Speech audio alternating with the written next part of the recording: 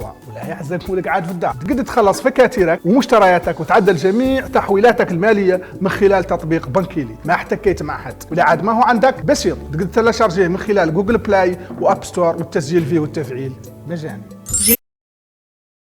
لننقل لكم وقائع المؤتمر الصحفي اليومي حول تطورات الإصابة بفيروس كوفيد-19 خلال 24 ساعة الماضية. بسم الله الرحمن الرحيم، والصلاة والسلام على أشرف المرسلين.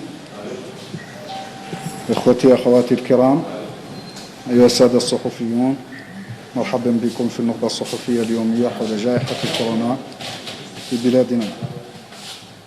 وتتميز لهذا اليوم بتسجيل 88 حالة جديدة كلها مخالطة، كذلك تسجيل 78 حالة شفاء، ونأسف لرحيل شخصين جراء هذا المرض تغمدهم الله برحمته الواسعة.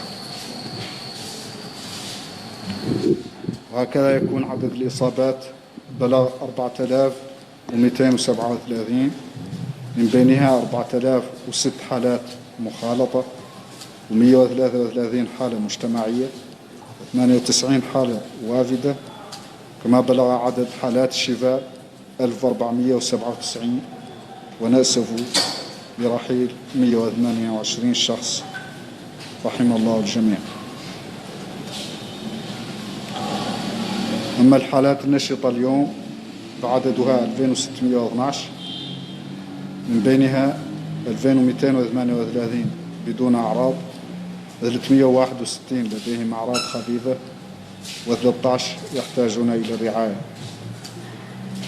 أما بالنسبة للفحوصات فعددها اليوم بلغ 585 فحص، من بينها 136 للمتابعة و449 للتشخيص.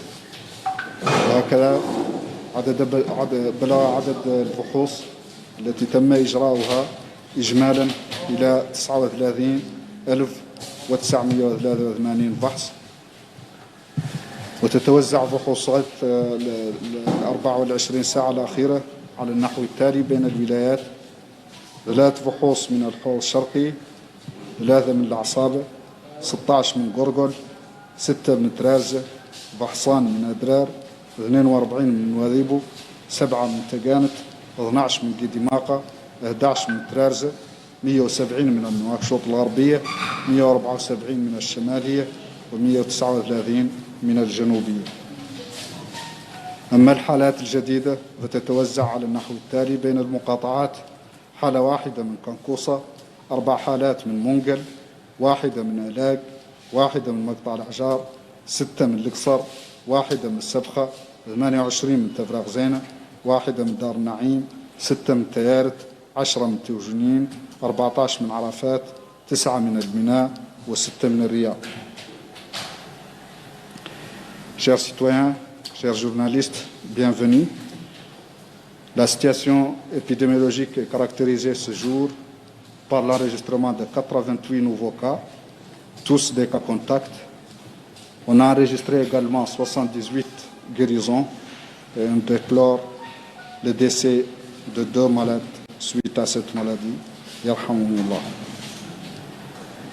Ainsi, le nombre total de cas a atteint 4237, dont 4006 de contacts, 133 de cas communautaires, 98 de cas importés. Le nombre de guérisons a atteint 1497 et les décès 128.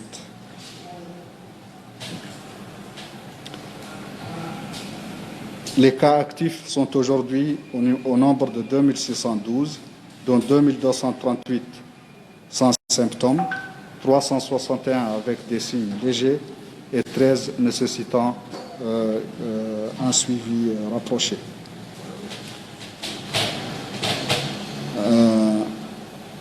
Quant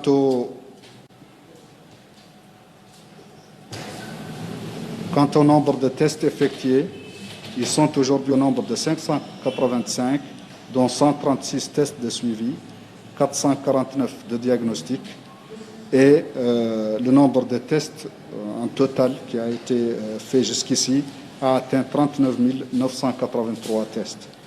Pour les dernières 24 heures, les tests effectués se répartissent ainsi qu'ils suivent entre les régions: 3 du Hod Sharqi, 3 de la Saba, 16 du Gorgol, 6 du Trarza, 2 de l'Adrar, 42 de Nouadhibou, 7 du Tagan, 12 du Guidimara, 11 de Tirzammour, 170 tests de Nouakchott-Ouest, 174 du Nord et 139 du Sud. Le nombre de cas nouveaux se répartit ainsi qu'il suit: un cas de Kankossa, 4 de Monguel, un cas d'Alek, 1 de Magtal Hajar, 6 d'Iksar, un cas de Sebkha, 28 de Tevrak Zena, un cas de Dar Naïm, 6 de Teherit, 10 de Toujouni, 14 de Arafat, 9 cas de Mina et 6 cas à Riyad. نختار اليوم نرجع لملاحظة كنا قط أثرناها تتعلق باستقبال الأشخاص الذين تم شفاؤهم من هذا المرض. لا تزال تصلنا تقارير وملاحظات على الوصم اللي يلقى به هذا الأشخاص، وهذا طبعا شيء غير مقبول لا من الناحية الأخلاقية ولا حتى من الناحية العلمية، لأن هؤلاء الأشخاص لم يعودوا يمثلوا أي خطر إضافي أو خاص يتعلق بهذا المرض، لا بل وأن الخطر الحقيقي اليوم هو الأشخاص حاملي الفيروس اللي ما يعرفوا هم من أنفسهم على أنهم حاملين الفيروس ولا يعرف حد أنهم حاملين، وهذا معنى أي حد يقدر يعود من بينهم اللي ما نعرفه. حتى في العائلة الواحدة قد يكون فيها حد حامل الفيروس، وكما قلنا 80% من الأشخاص سيحملون هذا الفيروس وستمر الإصابة به بدون أي عرض وبدون أي مشكلة سوى وشنو، وبالتالي هذا هم اللي يشكلوا الخطر الحقيقي به اللي يحملون الفيروس ويتكاثر في أجسامهم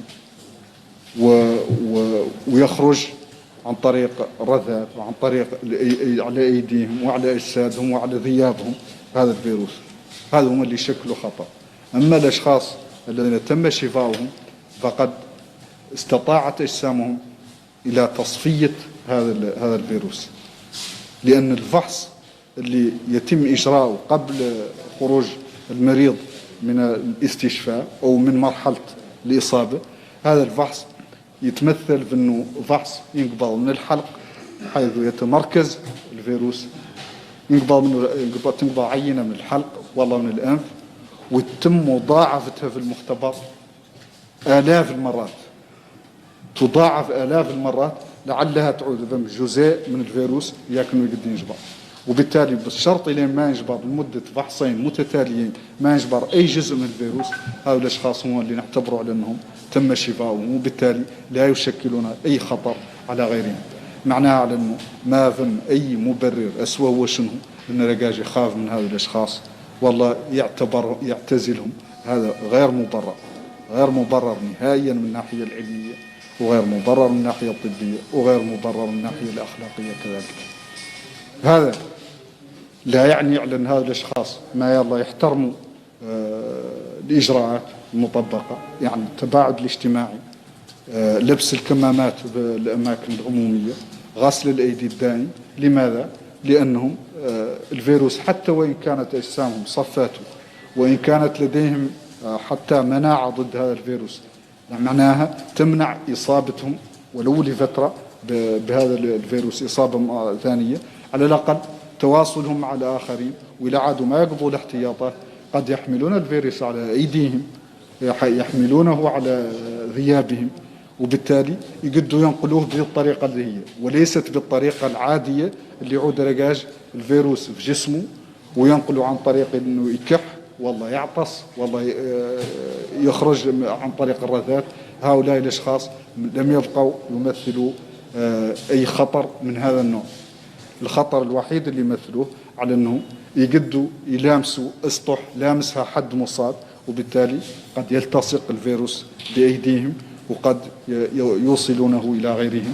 معناه أنهم المشكلة ليست في أنهم قد أصيبوا بالمرض، وإنما لأنهم يعيشون بين من هم يحملون الفيروس ولا يعلمون بذلك. إذا هذا اخترت نركز عليه اليوم، ياك الناس توعى قيمة معناها الخطر، والله عدم وجود خطر لدى الأشخاص اللي كانوا مصابين واللي خرجوا من فترة الحجر الصحي أو فترة الاستشفاء. Je suis revenu sur une observation qu'on avait déjà faite concernant les personnes guéries de cette maladie et de l'accueil qui leur est réservé au sein de leur communauté, de leur famille. Il paraît toujours qu'il y a une certaine stigmatisation de ces personnes guéries de cette maladie. Certains veulent poursuivre leur isolement.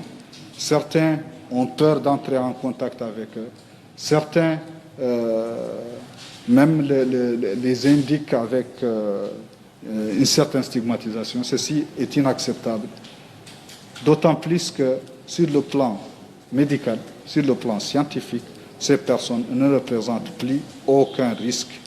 Par contre, le risque, vraiment le risque le plus important est plutôt chez les personnes porteurs de ce virus qui ne le savent pas et personne ne le sait. Personne ne sait qu'ils portent ce virus et effectivement, ils sont contagieux, ils peuvent contaminer leur entourage. Ce sont ces personnes qui constituent un risque et c'est d'ailleurs la raison pour laquelle que les mesures de protection, les mesures qui ont été préconisées visent à protéger tout le monde, chacun de l'autre, parce qu'on ne sait plus qui est qui par rapport à cette infection. Et donc, ces personnes-là, avant leur sortie et la déclaration de leur guérison, 2 tests leur ont fait. Ces tests consistent à faire des prélèvements à partir d'innées ou à partir d'un prélèvement nasopharyngé. Et donc ces prélèvements sont multipliés des milliers de fois pour chercher des particules du virus. Et seulement quand on fait ces tests 2 fois, sans trouver aucune particule du virus, qu'on déclare la personne guérie. Donc ces personnes, après leur guérison, ils ont aussi une période